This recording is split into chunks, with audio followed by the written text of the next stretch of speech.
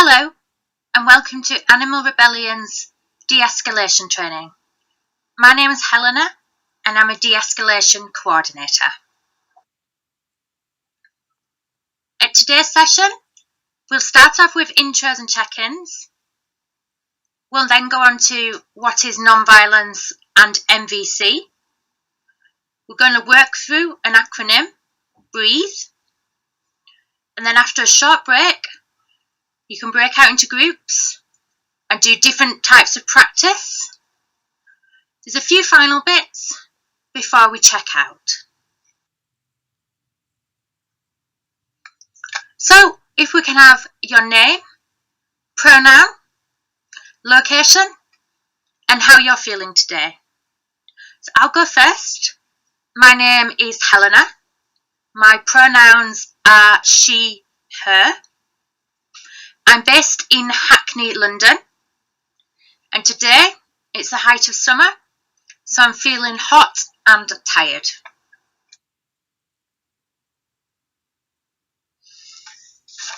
Animal Rebellion strategy. At the core of Animal Rebellion's philosophy is a non-violent civil disobedience. We promote civil disobedience and rebellion because we think it is necessary and the times are urgent. We are asking people to find their courage and collectively do what is necessary to bring about change. We are about political change and system change. We are not about personal change. We welcome personal change, however, it is not a requirement for joining Animal Rebellion. We value all organisations working on individual lifestyle changes.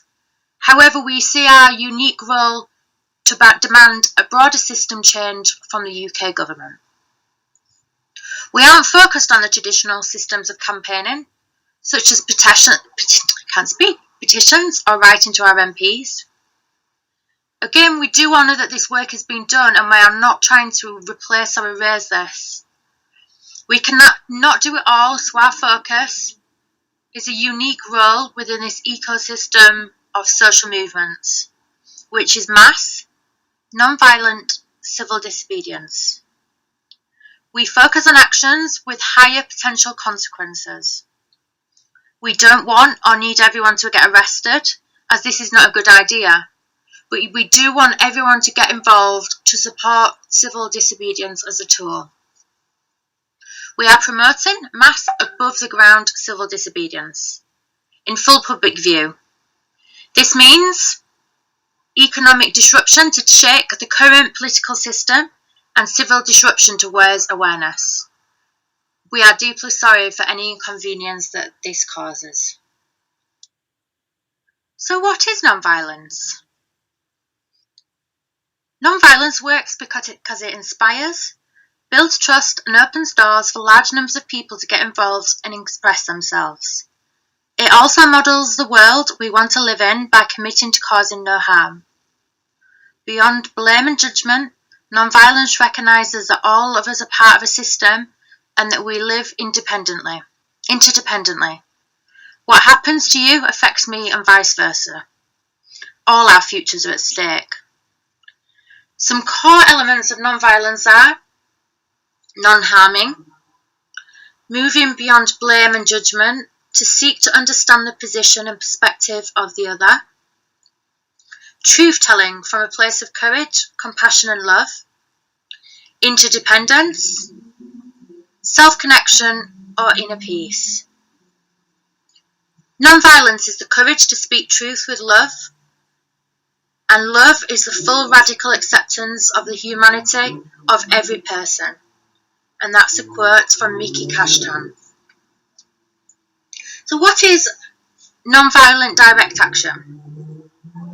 NVDA is a strategy of organising groups to put your bodies in direct contact with or to directly oppose a force that you see as destructive or causing harm. NVDA strategies, as we know them now, developed out of non-violent campaigns to end British rule in India, most commonly associated with Gandhi, and the struggle for civil rights in the US in the 50s and 60s, most commonly associated with Dr. Martin Luther King. And now we want to nonviolent communication, NVC. This is another expression of nonviolence. NVC was developed by Marshall Rosenberg, who drew on the humanistic psychology of Carl Rogers and the nonviolence of Gandhi and Martin Luther King, to develop the tools to approach actions and organising in a way that includes your needs, while considering others and the needs of the wider environment, so that unintentional harm is more likely to be avoided. Some core elements of NVC are recognising that all humans share the same fundamental needs, no matter how different their strategies for meeting them might be. From this basis, seeing the possibility of connection with all. Moving beyond blame, judgment, should and have to. Communicating from a place of choice. Foregrounding the act of listening as a precursor for speaking, including to de-escalate tense situations. Expressing yourself by trying to communicate clear observations which aren't disputable, instead of emotion-laden and unconscious interpretations. An overview of NVC de-escalation skills. The acronym below is a simple 5-step process that may support you to stay connected with your intention to connect with the other, including in tense situations.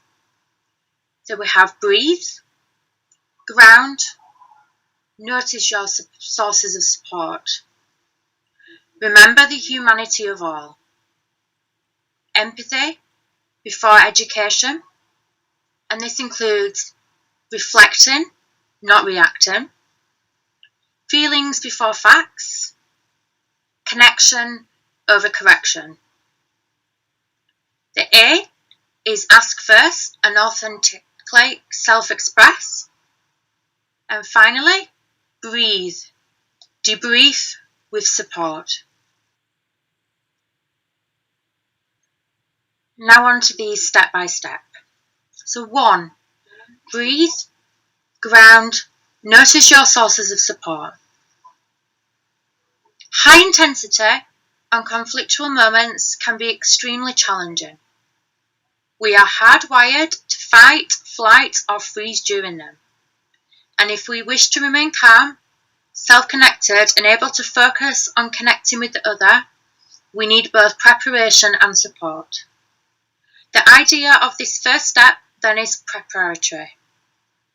Before you begin your work as a de-escalator, between each moment you are active, whenever you have a second to replenish, breathe. Ground yourself.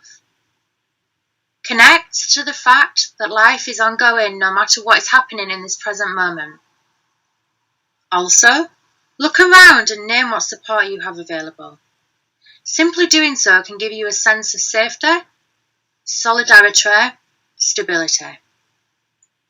Some ways of grounding yourself in tense situations. Breathe slowly and deeply. Count your breaths and follow them. Close your eyes and feel the earth beneath your body.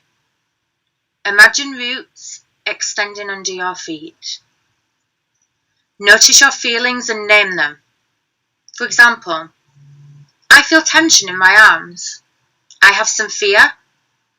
I'm wanting this to go well. Notice your sources of support.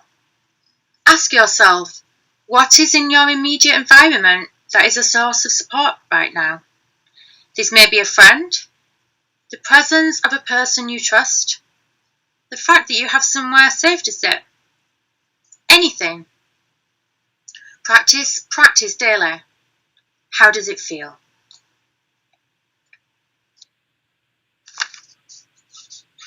Number 2. Remember the humanity of all. A commitment to non-violence begins from the premise that all of us matter. It recognises that we are all fundamentally similar. It also holds that none of us is intrinsically bad, even when and if we do things that are painful to others. A critical starting point for practicing non-violence, therefore, is to connect to the humanity of all. We can do this by attempting to put ourselves in another person's shoes. In the context of a protest, imagine yourself as a frustrated commuter, a policeman, or an angry demonstrator. How are you feeling? And why? Sink as deeply as you can into what it must feel like to be that person. How you would feel if you were them. Judgments and evaluations of the rightness, wrongness, or deservingness of the other will block our compassion for them. Imagining ourselves as them can help to melt those judgments away. Connect to what those disrupted by an action might be feeling. For example, a bystander, driver of a car, shop assistant. Spend time considering what is going on for them, what they might be feeling, what they might be needing, until something shifts inside you. Do this exercise again and again to prepare yourself and sustain you through the actions. Number 3, empathy before education. When people are upset, empathy can be supportive. They don't want to be told that they'll be okay, that it isn't a big deal, that you've had it worse or you have an answer for them. They also don't want some rational engagement where you seek to shift their state through the force of argument. What they want is to be understood, to have someone get what they're feeling and why. Think of the times when you're upset. Isn't that also what you want? Truly listening to someone is a powerful gift that can foster a real sense of communication. It also supports people to recenter themselves, taking the immediate charge out of any anger. At the very core of our de-escalation will be an ongoing empathy. It is the lifeblood of Nvc and will be essential to maintaining peaceful connection at the protest actions. It is also likely to be fundamental to any growth in this movement, since all the latest psychological research suggests that people are not often persuaded to change their worldviews, but instead open to change through a pathway of connection. Here are a few alternative ways of expressing the principle of empathy before education. Reflecting, not reacting. Feelings before facts. Connection, not correction.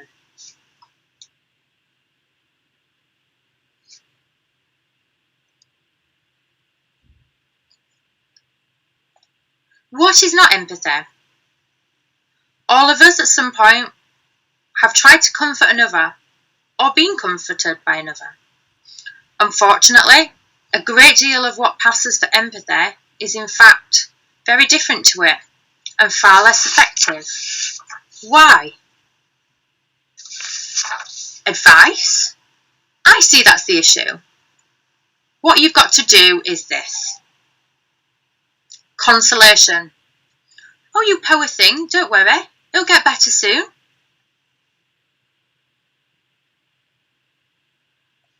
Comparison. One-upping. Oh, that's nothing. Wait until I tell you about what happened to me. Pity. Oh, you're such a poor thing. Whatever will you do? Sympathy. I know exactly how you feel. Although well-intentioned, none of the above really lets the other person feel held and heard. None allows sufficient space for their process, and none involves you being fully present with the other in their experience.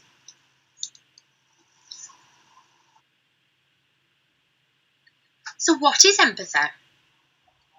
Empathy is the practice of compassionate presence with another.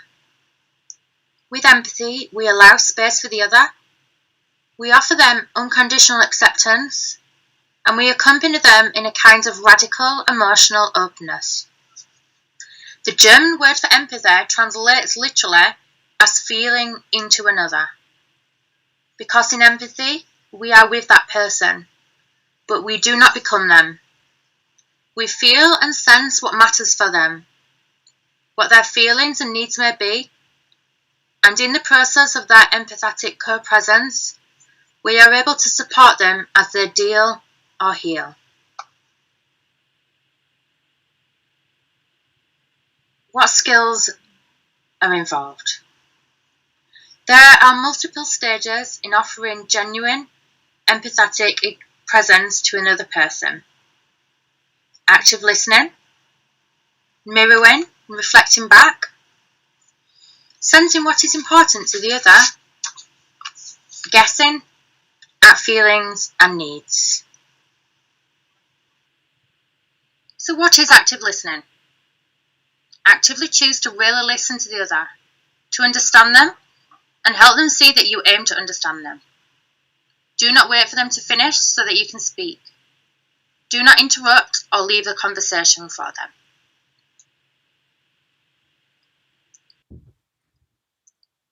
Examples: mirroring, reflecting back. Bystander: I get what you're trying to do, but why are you blocking the road?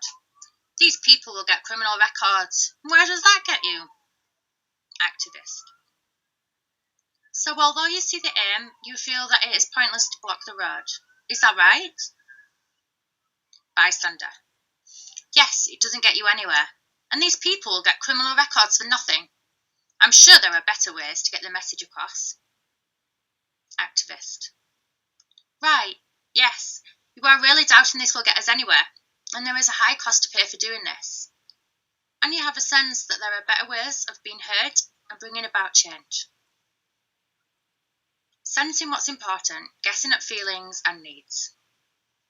Activist: I'm hearing that you are really frustrated and would just like to get home.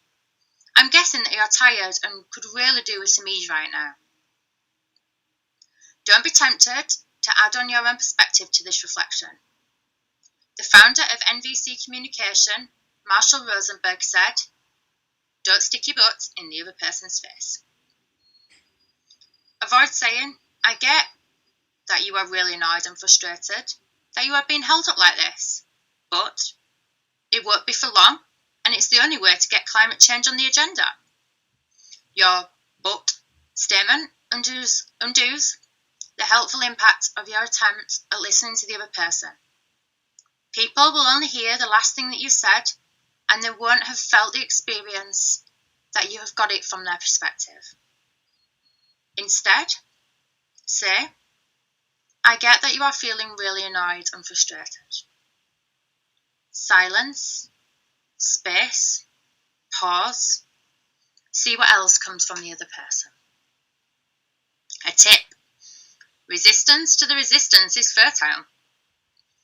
Listen to people's criticism of animal rebellion with curiosity and receive it as feedback. Inside, there might be something useful. When people resist what you are doing and saying and criticise animal rebellion's choices around strategies and actions, know this is fertile ground for connecting across differences and building engagement. If you can hear people's concerns in an undefended way, you are more likely to inspire them, having had a positive interaction with you. You might be in a place of absolute certainty that direct action is the only way of creating change in the current moment. You are likely to have had to face feedback about the cost, disruption, inconvenience, life-threatening delays of doing these actions. What reactions do you typically have when hearing this feedback? For example, you'd better get used to it. We have no choice. This is the only way to be heard. The challenge is to be aware when you are responding from a place of no choice and scarcity. These are generally not motivating for people. Responding from a place of listening, empathy, Connection builds bridges between you and bystanders and is more likely to inspire a positive experience. Ask first. Is the other person ready to hear your perspective? This helps to build a non-violent culture of consent and choice. If you want to be genuinely heard by the other, they need to be ready to hear you. And they are unlikely to be ready if they are triggered and angry and don't first feel heard by you. This is why empathy first is critical. And then, when there is connection between you, respect that person's space by asking them whether they are open to hearing what's alive for you. Asking for consent prepares them in a small way for listening, so they are more likely to take on board what you are saying. Following on from the last practice, ask the bystander first before you share your perspective. If you have time, you could share a line or two from the last practice and then ask, do you have a sense that I've got what's important for you? Do you want to hear a bit from me about what we are doing here and why? A is also for authentic self-expression. In other words, how can you express what is alive for you in ways that are authentic as well as compassionate and connecting? Before you do this, spend a moment to connect emotionally with your reasons for being involved with animal rebellion. What is it that deep within you is motivating you to spend hours, days, weeks, organising and going to the streets, with the consequences of arrest if you get arrested? Then, how do you express yourself in ways that will increase the chances that people will hear you? Use I statements. Always own your needs in what you are saying. Step into the vulnerability of being honest. For example, I'm really scared for our collective future, for my children and all the children. I'm scared and I'm worried. I desperately want us to take action to protect our future, to save our planet, and I'm here because I want the government to hear me and millions of others who feel the same. As much as possible for now, stay on your heartfelt truths. The heartfelt truths are indisputable and can be connecting for people to hear. You may want to add something about choice of strategy and how Nvcd is the only way to get people's attention. For example, it may seem paradoxical that we are blocking traffic to make a point about our planet, but I really want us all to shift into action. We wouldn't be having this conversation if we hadn't stopped the traffic. Now, this may feel weird. Allow a bit of space for the weirdness of this. This is probably the experience of new neural pathways forming. And this is not how most of us have been raised to communicate. So it takes practice.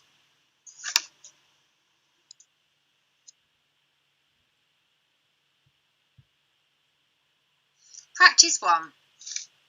People who disagree with strategies but will engage in dialogue. If you're listening from this recording at home, this will be a bit different from the group work I'm going to talk about now. So in groups of 3, practice 1 of you being the bystander and 2 of you being activists, and then changing around. The 2 activists reflect back this bystander's concern. While 1 of you reflects back, the other's role is to breathe, be present, and a calming support. You will have a good practice by using the same example, but if you really want to use a different example, you can. For those listening and not joining in on group, please think about a time when you've heard somebody disagreeing with strategies or with an approach or values. Think about how you might want to reflect back. Think about how you might ground, breathe, and be present with calming support. Once you've finished that, as a feedback question, what response from the activist was connected for the bystander?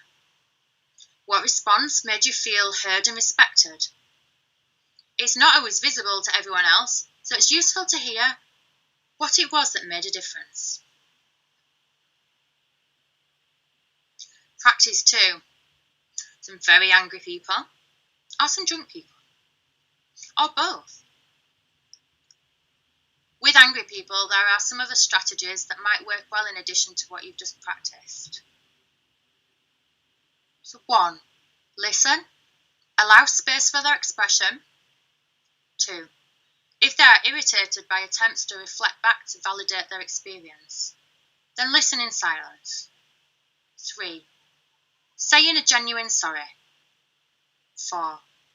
Reassuring the person about exactly how long it will be before the traffic starts moving again. 5. In some circumstances, you can meet the scale of their anger with the depth of your anger or concern about what's happening in the world, and that this requires urgent action. For example, I hear you are furious about being blocked here today, and I'm furious about what is happening in the world. This could have the effect of meeting them where they are emotionally and could lead to more dialogue. If it seems to escalate, then back away. If they say go away, then it's best to go away. With a person who's drunk or high, stay focused on connecting with that person. Listen for their underlying concerns and needs. Connecting by finding a topic or subject that you have in common or using humour. Distraction, such as asking a question or using humour. Inviting them to sit down. Walking and talking while moving in the direction you would like them to go to, for example, away from a peaceful protest area. And speak personally and from your heart.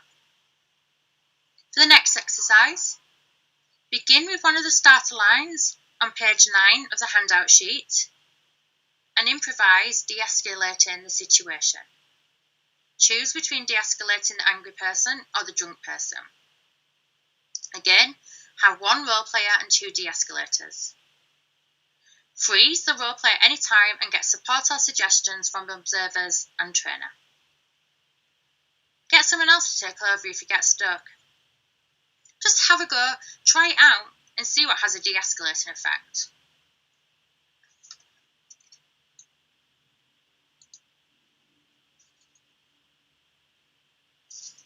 And finally, 5, breathe. Self-checking. Notice your sources of support. Plan to access them. Don't forget that protests and conflicts within them can be intense, energy-sapping, scary, and many other things besides. You may well need empathy of your own or other support to sustain your non-violence in and beyond them. When they are over, make sure you bookend your contribution with a debrief. Ground yourself again, as you did at the start. Seek support and access it.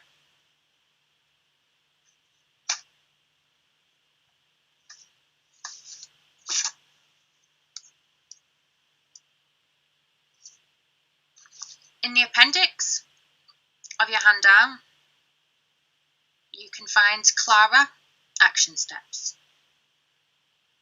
When we act, we often act in relationship to others. When considering which actions may be most constructive when acting amongst others, the following tools may be helpful. When engaging with others, often the best thing we can do is listen and to affirm what is being said. Too often, when we are not speaking, we are also not listening with an intent to understand. We are simply waiting our turn to speak, then we jump to respond without affirming a single thing we have heard. C is for centre. Take deep breaths and ground. L is for listen. Listen with an intent to understand. Listen for underlying principles. cultural values, emotions, and issues beyond what is being said. Listen for commonalities.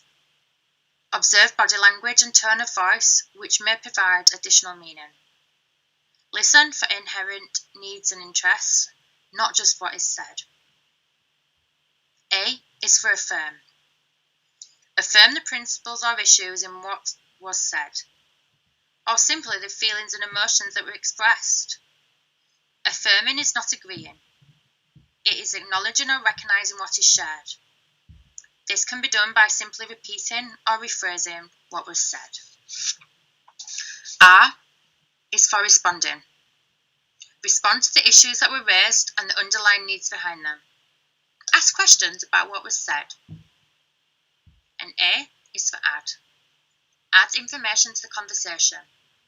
After seeking to understand, seek to be understood. On page 11 of your handout, you'll find assertion statements, also known as I statements. One way to engage conflict constructively is to communicate our desires and interests to others and share the rationales behind those interests. When we are affected by others, it can be extremely helpful to give feedback on how we are impacted. The assertion statement framework is especially effective when used in the add part of the Clara method above, but also when it is used on its own. I feel when you because what I'm hoping we might try is The formula above is best used by adapting it to your communication style, voice and culture. What's most important is that all four key elements are included in your communication regardless of the order. Identify and share your feelings and emotions about the situation. Identify and articulate the cause of those feelings. Provide lots of context and explanation for why those feelings are caused. The more the better. Identify and articulate what your needs and desires are, what your ideal looks like, and frame it in a way that invites others into a conversation about how they might be achieved, what their role in their vision might be, and how their own interests might be satisfied as well. Finally, one element of de-escalation is to know your rights, and for anyone who has a de-escalation role to know their rights. Please check out the Know Your Rights training accessed through the Animal Rebellion Facebook page. Thank you for listening today. Goodbye.